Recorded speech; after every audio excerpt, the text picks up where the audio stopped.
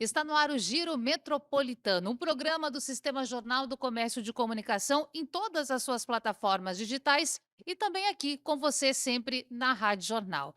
Nesse programa, nós vamos a cada semana atravessar um olhar voltado para os 14 municípios do Grande Recife. Desafios, potencialidades, naquilo que é preciso avançar. E para a edição de hoje, 22 de fevereiro, nós estamos recebendo Paulo Roberto Barros e Silva, consultor, arquiteto e ex-presidente da FIDEM. Seja bem-vindo ao Sistema Jornal do Comércio. Obrigada por estar com a gente. É um prazer enorme estar nessa casa. Tenho por ela administração, muito mais que a administração dessa casa tem uma história e uma tradição de fazer bem feito, sempre fazer bem feito. E nos dá o orgulho de estar em Pernambuco e estar nessa casa. Estou à disposição de vocês para tentar conversarmos sobre região metropolitana. E é um papo que, aos colegas aqui, eu já vou agradecendo também a Adriana Guarda, repórter sênior do JC. Obrigada por estar com a gente nessa oportunidade. Eu que agradeço, Natália, é sempre um prazer. E o Giro, programa novo, tem muito a discutir, muito a conversar. A região metropolitana é cheia de problemas, cheia de coisas para discutir. Vamos nessa. Fernando Estamos no caminho. Castilho, também, jornalista. Ele é titular da coluna Economia do JC. Obrigada, Castilho, por estar aqui. Obrigado também. Acho que é sempre um bom papo a gente conversar sobre região metropolitana, principalmente com a qualidade do entrevistado que a gente tem hoje. Bom, eu preciso lembrar que o nosso ouvinte, aquele que está com a gente pelas plataformas também do Sistema Jornal do Comércio, que esse é um segundo papo, é uma segunda conversa. No primeiro programa, nós fomos até o gabinete da governadora Raquel Lira e falamos, obviamente, sobre região metropolitana, sobre desafios. E eu estou fazendo esta retomada, doutor Paulo, inclusive para a gente falar de alguns pontos que foram colocados. Por exemplo, a retomada do Conselho de Desenvolvimento da região metropolitana. Já disse um pouco aqui que o senhor foi presidente da FIDEM, e claro que ao longo dessa conversa o senhor vai nos explicar também o que é FIDEM, a importância de grupos como esse para pensar a região metropolitana, para pensar Pernambuco como um todo. Mas vamos lá, a governadora diz o seguinte: está nas minhas metas, está nos meus planos chamar os prefeitos para perto, anuncia uma data, gente, Castilho estava lá, 11 de março, para sentar todo mundo à mesa e discutir os problemas, os desafios, as potencialidades do que é preciso avançar na região metropolitana. Qual a importância desse momento? De um gestor, no caso uma gestora, receber esta responsabilidade, encará-la de frente e entender que o momento é de conversa. Precisa disso, é preciso avançar, doutor? Faz tempo que é preciso avançar. O Estatuto da Metrópole é de 2015 e ele passou 10 anos dentro do Congresso para se transformar numa lei federal. Foram 10 anos. Então, em 2005, começou a se discutir o Estatuto da Metrópole, que é a lei que regula as regiões metropolitanas. E quando a gente conversa sobre metrópole, região metropolitana e estatuto, a gente começa a embaralhar a cabeça das pessoas. Por quê? São palavras mágicas, pouco conhecidas e que não se traduz o que significa. O Estatuto da Metrópole é uma lei federal que deve regular as regiões metropolitanas, que assim são chamadas, porque são regiões que têm um conjunto de cidades integradas, chamadas também, por uma palavra muito complicada e difícil, de conurbação. Quando uma cidade se junta com a outra e se mistura, ela passa a ser uma cidade só. A região metropolitana, ela tem uma regra, que é o Estatuto da Metrópole, porque faz com que os municípios que compõem essa região e o Estado trabalhem juntos, obedecendo à lei do Estatuto, e façam com que problemas que são comuns às cidades, vamos pegar o exemplo mais fácil, mobilidade, é um problema comum de quem está morando em Itamaracá ou quem está morando lá do outro lado, junto do nosso Porto e Suape. Mobilidade é um problema metropolitano e vários outros. E por ser um problema metropolitano ao longo de muito tempo, eu fui pesquisar para vir para cá. Em 1951, o professor Antônio Baltar apresentou na sua cátedra, para ser professor de urbanismo, uma proposta de região metropolitana para o Recife, onde tinham 7 municípios. dentro dessa proposta e tem um desenho dele mostrando a região metropolitana do que seria no futuro, 1951. E isso foi o primeiro ato concreto de um estudo urbanístico que tratasse de região metropolitana no país. Então, é importante perceber que vocês vão ver nessa nossa conversa que é muito provável que qualquer ato e gesto que se volte para fazer acontecer a lei do Estatuto e o Conselho de Desenvolvimento Metropolitano e a junção de prefeitos e governador dentro do mesmo objetivo é a forma de mudar o que está aí. Se não tiver isso, vamos continuar levando bordoada em cada esquina do ponto de vista de planejamento urbano. Fernando Castilho. Eu queria que o senhor falasse um pouco exatamente sobre essa ideia desse conceito que nasce em 1975, né, com a criação, chegou na lei que o senhor se refere agora, mas esse conceito de região metropolitana, ele foi se perdendo ao longo do tempo, ele diminuiu porque os municípios se acharam que podiam fazer seu próprio planejamento, ou porque ele simplesmente envelheceu, o que as pessoas acharam que ele envelheceu. É importante retomar ele, por quê? Ele não começou ainda. Até hoje, os conselhos de desenvolvimento metropolitano operaram muito pouco tempo. Por uma razão, que é a razão principal. A questão é política, não é técnica, não é legal. Por que é política? Porque o prefeito é o senhor absoluto do seu município. E o Estado é o senhor absoluto do seu Estado. E o prefeito e o governador precisam sentar numa mesa redonda. Como disse a governadora na sua primeira frase, a mesa da reunião do dia 11 vai ser redonda. Por que isso? Diante do fato do município não querer ser comandado pelo governador e do governador não querer repartir suas intervenções nas áreas municipais, ninguém quer se envolver com o Conselho Metropolitano. Se faz de conta. Ao longo desse tempo inteiro, se faz de conta que tem conselho. Nós temos uma lei nova vinda do Estatuto da Metrópole, que deu 3 anos para cada governador de região metropolitana criasse a sua lei do Conselho de Desenvolvimento Metropolitano e, mais que isso, criasse o Plano Diretor Metropolitano, que deveria ser formado por todos os 14 prefeitos, mais o governador. O governador Paulo Câmara fez, no último ano, dos 3 anos, a lei mandou para a Assembleia, foi aprovada, mas ela sequer teve a primeira reunião do Conselho. Por quê? Porque tinha na lei uma distribuição de participações, onde o Recife mais o governo de Pernambuco tinha 65% dos votos. Não teve nenhuma reunião. Nenhum prefeito se submeteu a ir para uma reunião onde já estava resolvido. Com 65% dos votos, sempre estaria resolvido. Então, Castilho, eu acho que cabe sim olhar para a componente desse instrumento, tirando de pauta a componente política. Ou se trabalha tecnicamente, compartilhadamente, município e Estado e municípios, ou a gente vai ficar fazendo de conta com planos diretores locais, que não tem nenhuma serventia a não ser gastar tempo e dinheiro.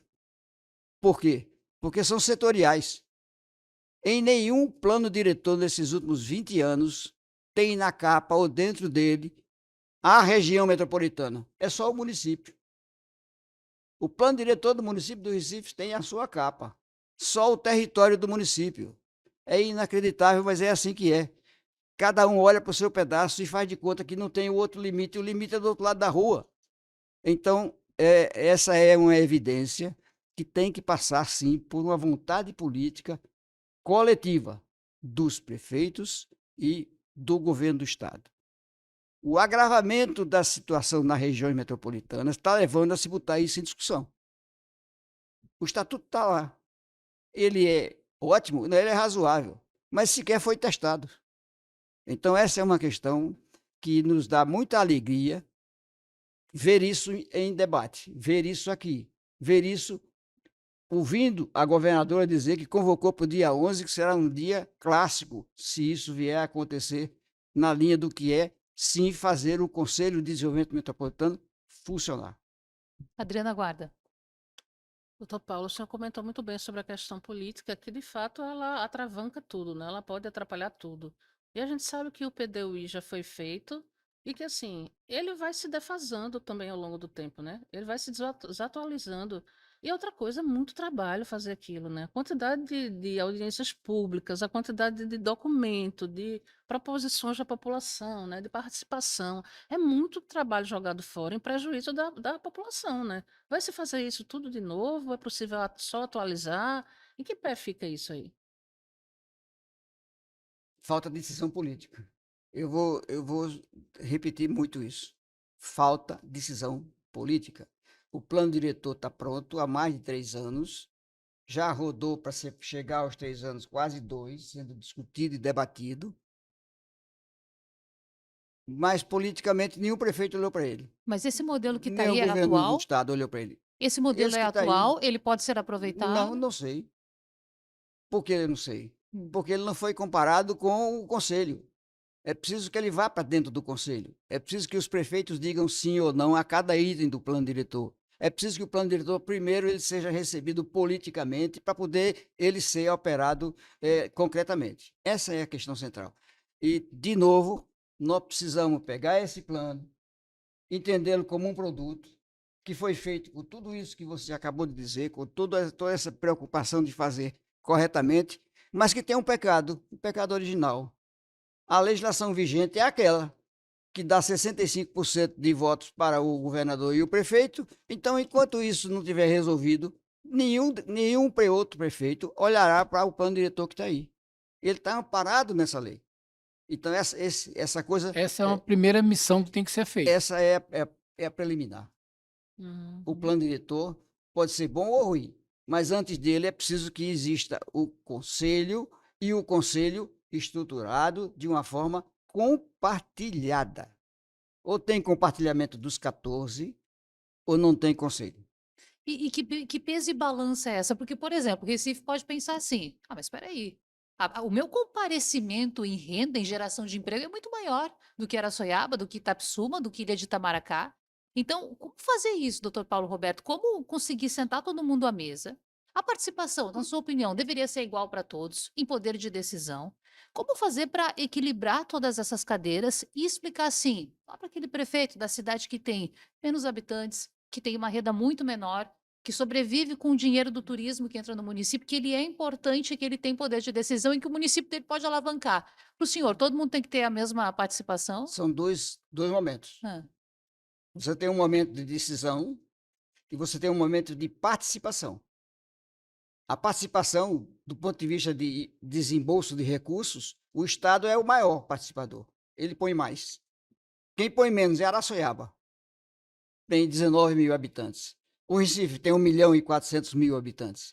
Há uma relação entre população, renda e participação. Aí é a participação sobre o quê? Sobre mobilidade. O nome mobilidade traz aí um conjunto de despesas que serão repartidas, onde cada um dos participantes terá o seu perfil definido agora no conselho. Acabar com aquele que está aí, que nunca serviu para nada, e fazer um que já se tem exercícios feitos, já se tem mais de um que funcionou bem em vários lugares do país, onde a participação, que é o desembolso, é uma coisa. A posição política de aprovar ou desaprovar é outra coisa. Não coloquemos em dificuldades essas duas. Elas podem sim funcionar muito bem. Nem sempre vai ter unanimidade. Tem aquele que acha que aquilo não está correto, ou seja, essa mudança da mobilidade, por exemplo, na composição entre metrô, o veículo leve sobre trilho e ônibus, que hoje está na mão do prefeito do Recife e do governador de Pernambuco, porque os outros não aderiram. E aí os outros não aderiram, mas os seus munícipes se deslocam de Caetés para chegar em Suape. Caetés é lá em Abreu e Lima. O dia inteiro, isso aqui está passando o cidadão da metrópole. O dia inteiro. E assim é na educação, e assim é na saúde, e assim é no desenvolvimento econômico, na distribuição industrial desse território. Isso traz para a gestão de planejamento o instrumento para poder se planejar. Sem isso, a gente faz de conta que está planejando. Sem esse instrumento, a metrópole, que é uma cidade gigante, tem 70 quilômetros de extensão de praia, 30 quilômetros até Suape, 3 milhões e meio de habitantes. É esse o desafio. 14 prefeitos e o governador. Ou senta na mesa, e aí a mesa redonda tem um simbolismo. Qual é o simbolismo? Quando se faz a mesa retangular, e se coloca, nesse caso, se coloca o governador e a sua equipe técnica. Nessa lei que está aí vigente, que não teve nenhuma serventia, tinha 14 membros do governo. Do outro lado, 14 prefeitos. Esse cara nunca teve um voto. Eu sou o prefeito do município que estou carregando meus problemas. E estamos sentados numa mesa retangular. A mesa é redonda, são 15 cadeiras. Essa é a definição correta para que a gente possa imaginar um CONDERM capaz de ter a força de fazer com que o compartilhamento de responsabilidade seja algo comum aos 15. Para isso, o governador, os governadores precisam tomar uma posição clara, aberta, dizer: vamos sim fazer o conselho funcionar, onde a participação de cada um tem a ver com o seu tamanho, com a sua população, com a sua renda. Mas politicamente nós estamos pondo na mesa os nossos problemas para enfrentá-los. Essa é a questão central da conversa. E aí me permitam os meus, agora, minhas pessoas aí olhando para mim, olhando para a gente, dizer que o Estatuto da Metrópole nada mais é do que uma lei voltada para essa cidade, que não é a cidade de Olinda nem do Recife, são 14 cidades juntas numa só. Do outro lado da rua, você está no Recife e de um lado você está em Olinda, ou você está em Jaboatão, ou você está no Recife. Mas a cidade é uma só. Não tem diferença, não tem limite. O limite administrativo, ele é absolutamente irreal para o cidadão comum. O cidadão comum, ele vive nesse território. Ele anda de ônibus durante 2 horas e meia, passando de um território para outro para sair de casa e chegar no trabalho. Então, é essa a questão central daquela coisa que você colocou. Como é que esse Conselho de Desenvolvimento pode atuar? Pode sim. A base legal federal está aí. A base estadual precisa ser refeita. E, na sequência do Conselho de Desenvolvimento Metropolitano, nós temos os planos diretores municipais que vão atender ao plano de desenvolvimento metropolitano. Para isso existe o metropolitano e, na sequência, fazer plano diretor adequado a isso. Esses que estão agora sendo tramitados vão ser alterados para se compatibilizarem. Hoje há uma disputa de plano diretor, já oferecendo mais vantagem aqui, mais vantagem ali, para ficar puxando pedaços de plano e pedaços de intervenções públicas ou privadas no território. E aí a gente está brigando à toa. Sim. Porque a cidade continua piorando. A cidade metrópole. Na entrevista da semana passada, né, Natália, a governadora estava criticando a questão falando exatamente disso, da necessidade de atualizar os planos diretores. Ela comentava aqui que estava conversando com o prefeito de Moreno, e o arco metropolitano vai passar bem perto lá de Moreno. E ele não estava pensando nisso. Então, a quantidade de pessoas, a quantidade de veículos, muda tudo, né? Muda tudo no plano. Aí precisa atualizar, de fato, né? A regra da governança metropolitana, e aí da governança metropolitana é esse modelo que está aí, federal, nascido lá atrás, em 2015. Essa governança passa exatamente por essa componente que você acabou de pôr na mesa. O desconhecimento dos municípios com relação à cidade metrópole é inacreditável. O senhor traz um conceito de cidade metrópole, né? Eu queria que o senhor falasse um pouco o que é a cidade metrópole. Como é que a gente visualiza esse conceito de cidade metrópole que o senhor nos traz depois de colocar tantos desafios para a primeira reunião do CONDERN?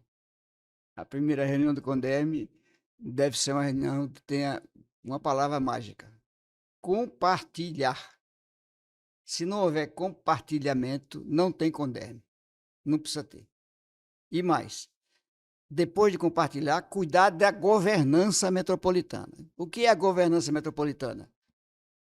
Nasce com o Plano Diretor de Desenvolvimento Metropolitano, feito pelo governo do estado e pelos 14 prefeitos, validado por eles. Então, quando a gente fala nessa coisa do CONDERM, das dificuldades metropolitanas e do que é a região metropolitana. A região metropolitana é aquele território dos municípios. Só que ele tem área rural e área urbana. A área urbana dos municípios, dos 14 municípios, é a cidade que é uma só. Que é a cidade É a metropolitana. cidade metropolitana. Ou seja, a metrópole, que se diz muito, se usa metrópole, uma cidade rica, uma cidade grande. A metrópole é uma junção de cidades. Nesse caso, são 14 cidades, menos Araçoiaba, que é um municípiozinho lá depois de aldeia, sozinho, mas ele toca o seu limite rural com o limite rural de Abreu e Lima. Araçoiaba, como cidade, ela não se encostou. Como município, sim. E ela era um distrito de São Lourenço, de Abreu e Lima, e virou um município. Naquele período de criar municípios, tem vários distritos dentro da região metropolitana que viraram município, viraram novos municípios, não mais distritos. Então, é importante a gente não perder de vista a necessidade dessa integração. Ela é ponto de partida. Quem não estiver disposto a integrar a sua gestão naquilo que é essencial, o que é comum na região metropolitana? É comum água, é comum esgoto, é comum o lixo, é comum a mobilidade, é comum a educação e a saúde. Simples. Eu moro aqui na minha casa, meu filho quer ir estudar naquela casa, naquela escola do outro lado, porque ela não está cheia. Não pode, porque é outro município. Eu vou para a UPA comer o cartão, mas eu sou do município vizinho e eu não posso entrar nessa UPA que está mais perto da minha casa, porque, poxa vida, poxa. Qual é a diferença? Por que é que você não permite que esse cidadão que está aqui não possa atravessar a rua e ser tratado naquela UPA? Porque tem regras de quadrantes de distribuição do município, só olhando para o pedaço do território que é aquele pedacinho dele. Como se não existisse vizinhança, como se não existisse 14 pedaços da cidade metrópole. E quem precisa do integradas. serviço, E quem precisa do serviço, não é, doutor? Ele não quer saber como vai acontecer, mas ele quer ser atendido. E precisa. Nós ouvimos muito aqui, Adriana Castilho, a respeito de pontos que são importantes e essenciais para pensarmos de fato numa integração. A região metropolitana, com seus moradores metropolitanos, habitantes metropolitanos, doutor Paulo, entendendo-se enquanto cidadãos metropolitanos. O senhor falou muito a respeito de. Falou muito, não, tocou várias vezes no ponto da mobilidade, do transporte. Nós temos as dificuldades com o metrô, com o ônibus. Eu gostaria de saber para o senhor qual é a demanda urgente, qual é o assunto, imagino que sejam vários, né? Mas qual é aquele assunto que deve estar logo, logo na mesa do Conselho de Desenvolvimento? É, de fato, a mobilidade? O que o senhor acha que é mais urgente? para mostrar que é para valer, que a retomada do conselho e os prefeitos sentados na mesa com a governadora, depois da reunião, já tinha que estar traçado o que é que se vai fazer com o metrô do Recife, os ônibus de VLT que estão atravessados pelo meio da rua e os ônibus dos municípios que saem das suas cidades e entram e atravessam por dentro do Recife como querem, a hora que querem e na forma que querem. Ou isso se cuida para valer, e esse é o teste, na minha visão, do Conselho de Desenvolvimento Metropolitano.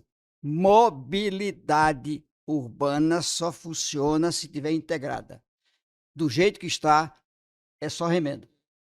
E enquanto a gente remenda, a população passa 2h15, 2h30 para ir e voltar do seu trabalho.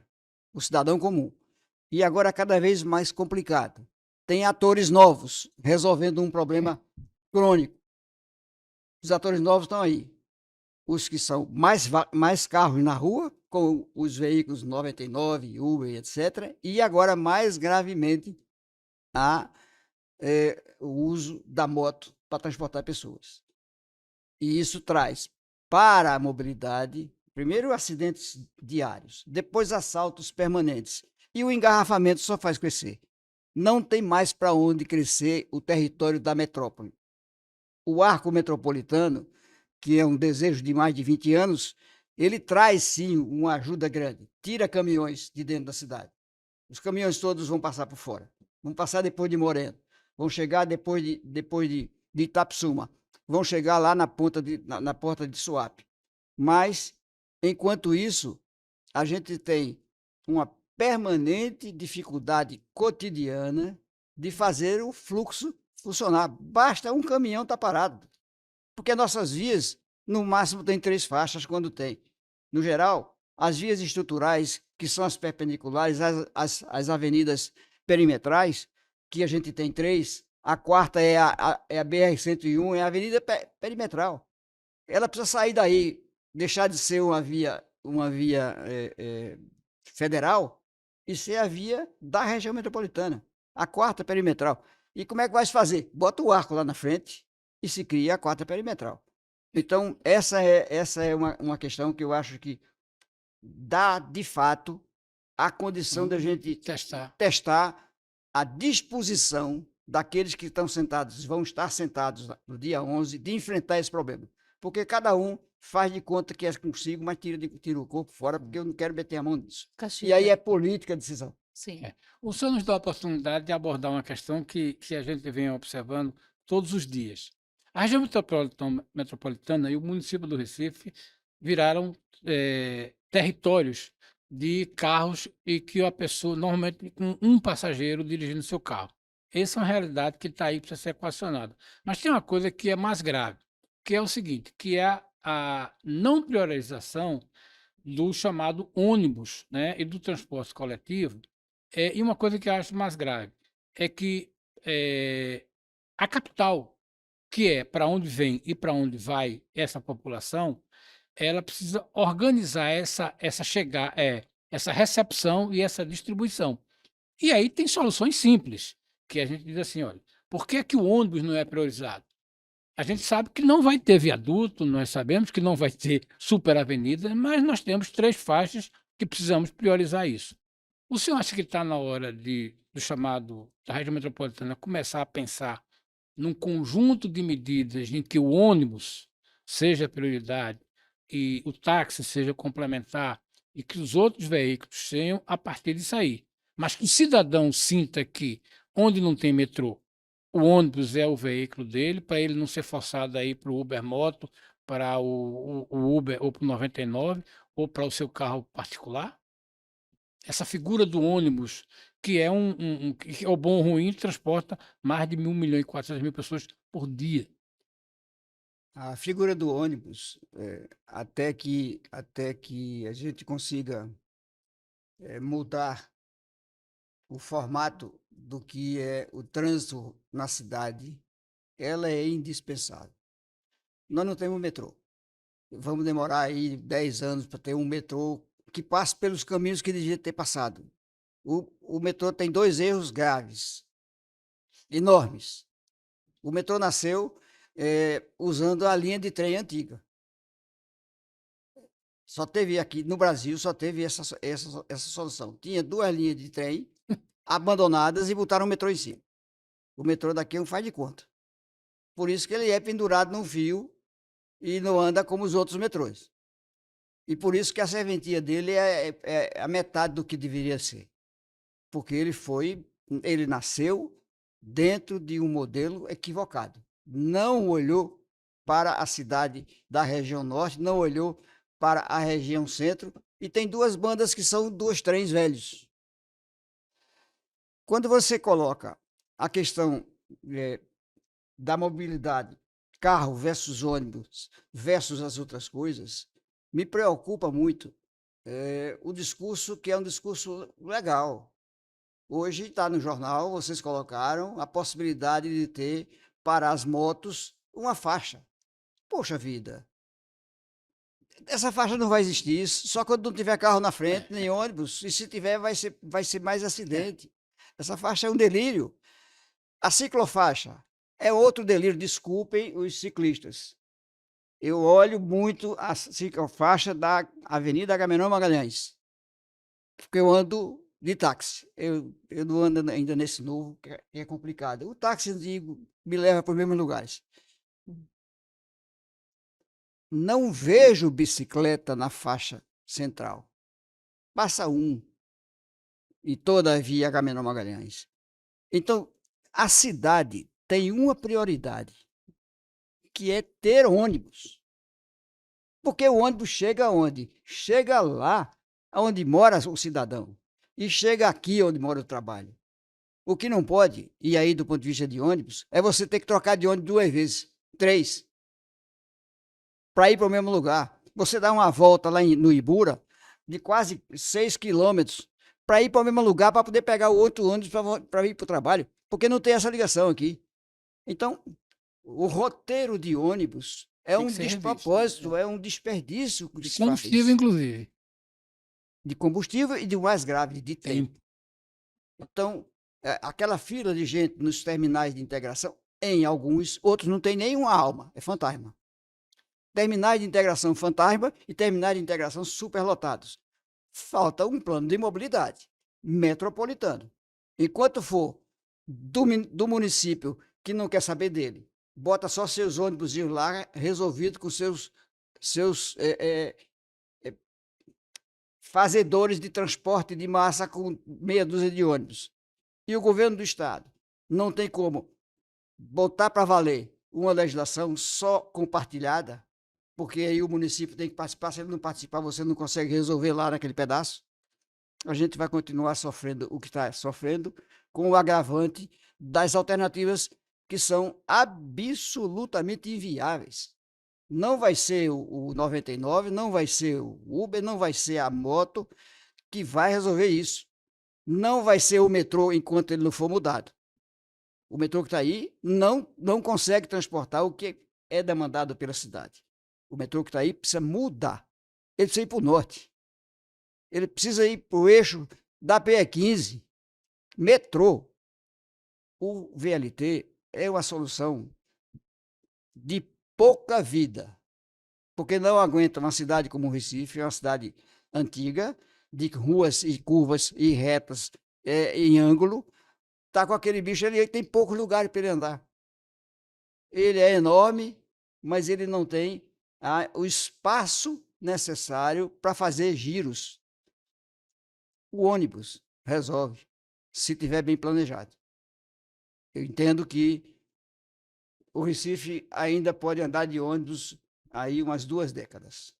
Até lá, a gente não tem muito o que fazer, porque nós não temos recursos para fazer o metrô que precisava ter.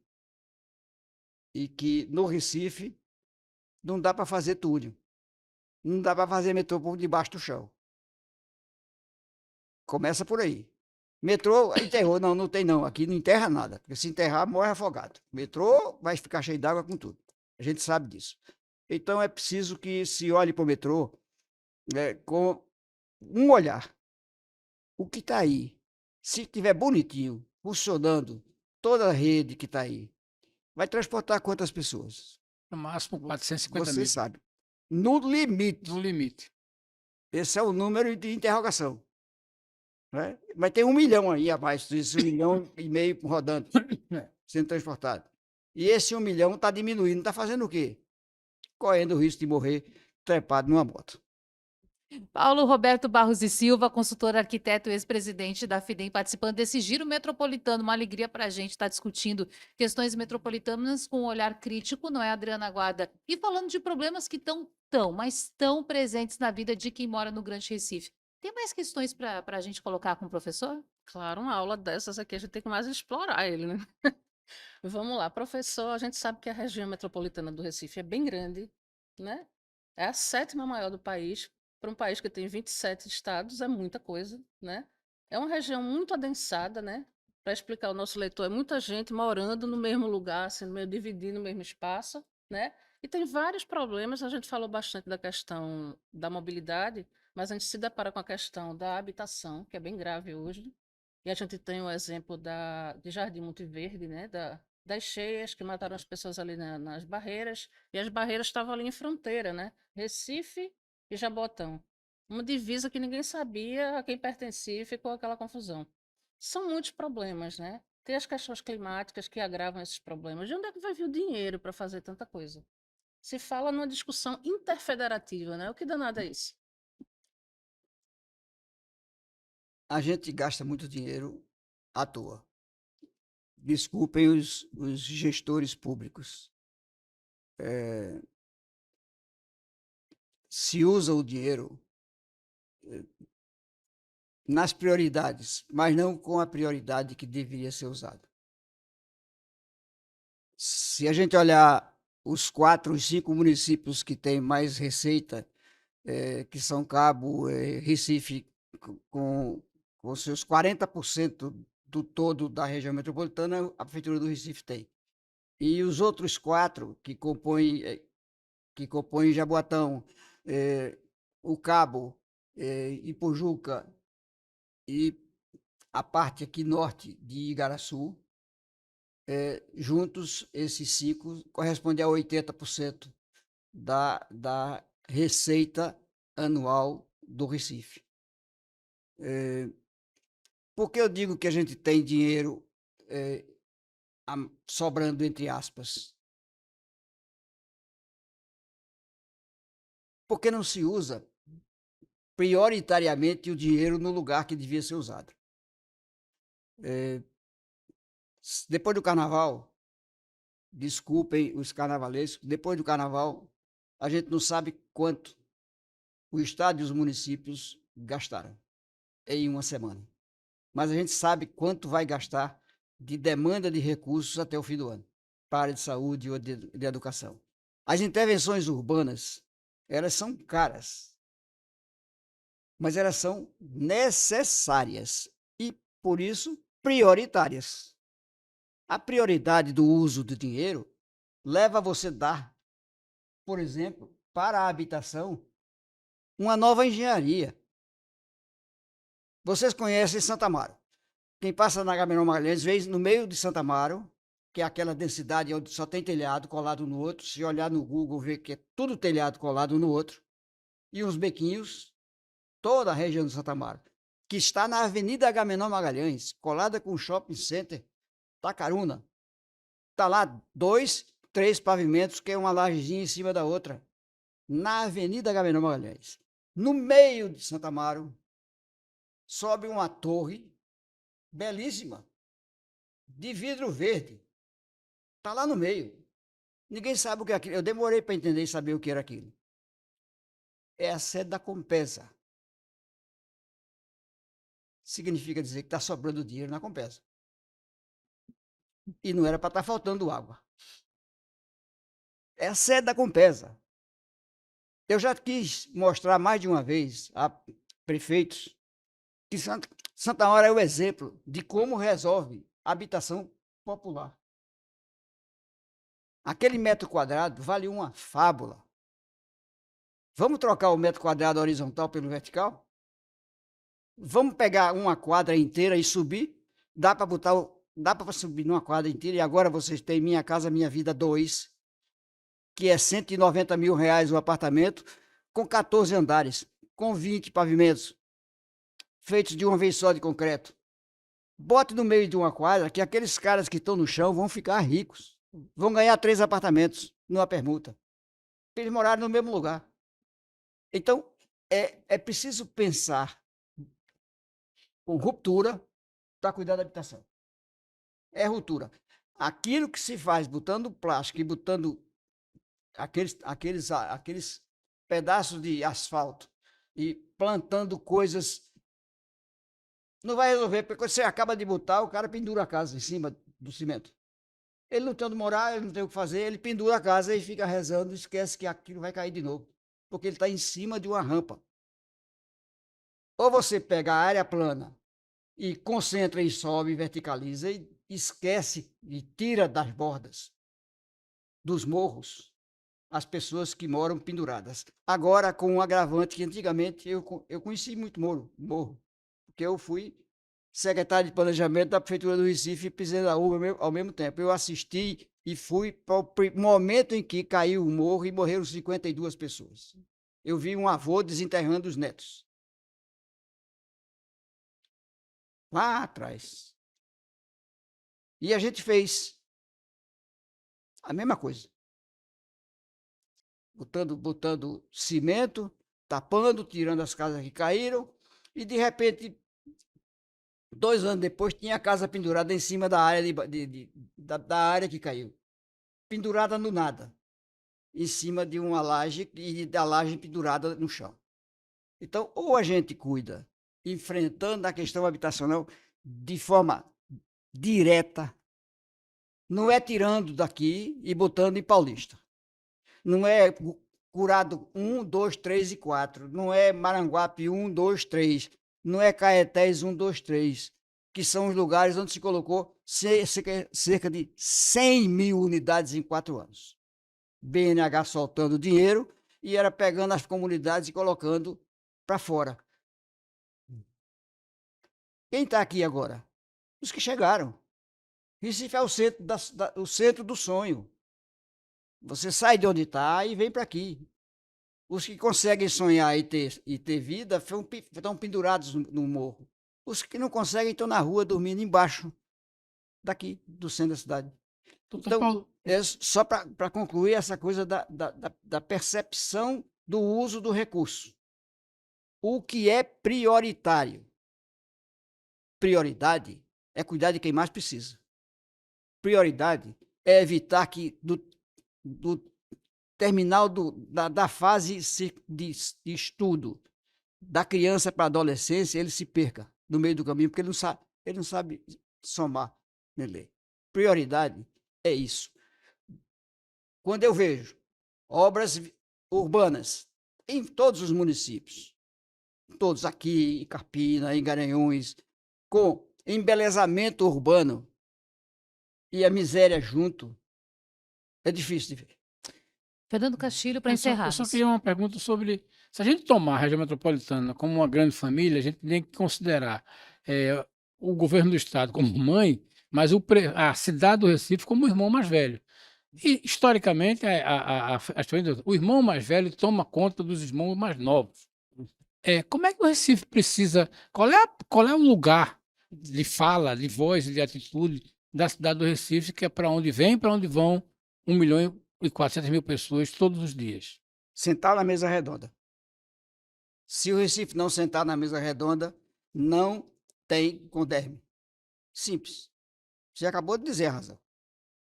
O Recife é o centro do centro.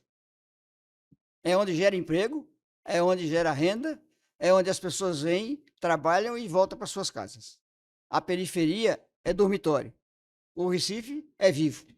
O Recife gera emprego e é onde tem renda. Se o Recife não senta na mesa, o Conderme não opera, porque não tem o centro do centro participando do processo. E os prefeitos sabem disso. E o prefeito do Recife sabe disso. E o governador sabe disso. Por isso que o problema desse giro metropolitano passa pela componente, não é a legal que está aí, não é a da vontade de fazer de alguns, é o compromisso compartilhado das 14 pessoas que sentem na mesa com o governador e digam, vamos enfrentar o problema. Não é o seu partido ou o seu partido, é o problema do cidadão, é o problema da cidade metrópole, que ela sozinha só funciona se tiver a participação do conjunto. Doutor Paulo Roberto, um prazer para o Sistema Jornal do Comércio e Comunicação recebê-lo aqui nos nossos estúdios para esse momento importante. O Giro Metropolitano está só começando e a gente espera que, de fato, esse encontro na mesa redonda possa acontecer e que novidades positivas para a região metropolitana possam aparecer aqui no Sistema Jornal do Comércio e Comunicação. Até a próxima oportunidade. Muito obrigada. eu preciso agradecer, senão eu vou ficar chateado, porque não disse a vocês que a alegria de estar com vocês aqui e falar sobre metrópole me permite sair daqui com um sentimento. Os veículos de comunicação são muito importantes nesse processo. Toquem a exigência desse compartilhamento de responsabilidades por parte daqueles que têm hoje o poder de governar a nossa metrópole. Por aí a gente pode chegar, sim, a um resultado positivo para a região metropolitana do Recife. Muito obrigado ao Jornal do Comércio e a vocês todos. Fico satisfeito porque vocês me deram a condição de falar de coisas que estão sempre presentes no cotidiano da minha vida. Obrigado a todos. Adriana Guarda, obrigada, até mais. Obrigada, Natália. Até mais. Fernando Castilho, até Obrigado. mais. Obrigado. Fique sempre ligadinho, porque o Giro Metropolitano volta na próxima semana.